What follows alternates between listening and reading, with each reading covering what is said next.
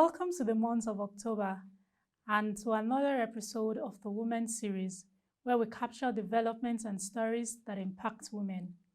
Last month, we were able to learn how a woman can be smart with her finance and investment, financial challenges women face, and effective methods of overcoming them, how you can increase revenue as a female freelancer, or fix being underpaid as one of the Central Bank of Nigeria's framework for advancing women's financial inclusion in Nigeria.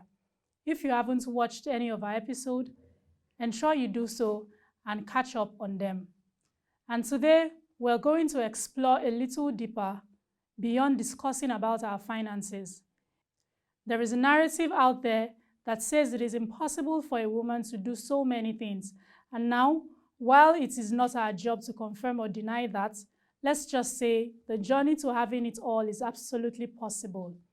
On today's episode of the program, therefore, we would be looking at how to be a balanced woman from ProShare Foundation. It may be impossible for us all to agree on what a balanced means, but here are a few ways to define who a balanced woman is. On top of that list is that a balanced woman knows what is important. Knowing what is important equates knowing firsthand what your priorities should be. The truth is our priorities differ, and as such, it is imperative that a woman's priorities should be defined by whatever stage she's in. In her life's journey, her aspirations, personal commitments are all but a few things that may require women to have different priorities. And also, a balanced woman is forgiving of herself. It serves no purpose to relentlessly punish yourself for any mistake you may have or will make. Forget being a superwoman. You only have 24 hours in a day, and yes, we must maximize our time. But you must never ever feel guilty for taking time to sleep, pamper yourself, or make money mistakes. We must understand that our growth is mostly centered on the failures we make. From this we learn and are in no way defined by our failures or mistakes. And thirdly, which is the most important, a balanced woman has the right and must permit herself the chance to evolve. You do not need to make apologies for dreaming big or wanting more, changing your dreams or redefining who you are. It is a journey, and every woman is allowed to chart their own course. A whole lot of times, women are afraid to evolve because they do not want to appear as being unstable, so they dig deep in their tunnels that end up burying them.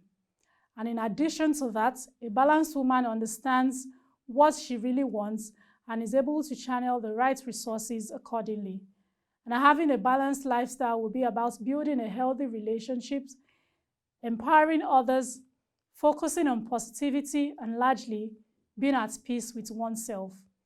And in achieving all of this, it is important to be financially balanced. And in being financially balanced as a woman and in reaching financial security and freedom, you also need to take the following steps.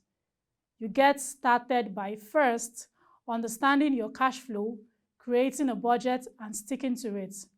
And the first step to being financially free is to know where your money is coming from and where it goes. These steps require diligence and consistent updating, but it's an illuminating and empowering exercise that will enable you to truly understand the activity of your hard-earned money.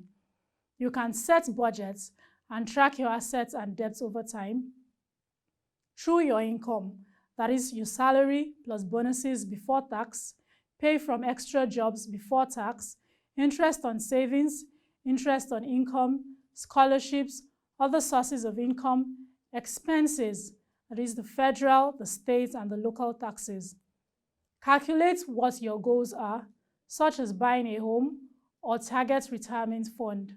And next is to figure out how much you need to save in order to achieve these goals. Do you plan to buy a house? Estimate how much it might cost you. And secondly is to eliminate debts. And if you're buried in debts, eliminating it should be one of your top priorities, and if not, your first priority. Not all debt is created equal.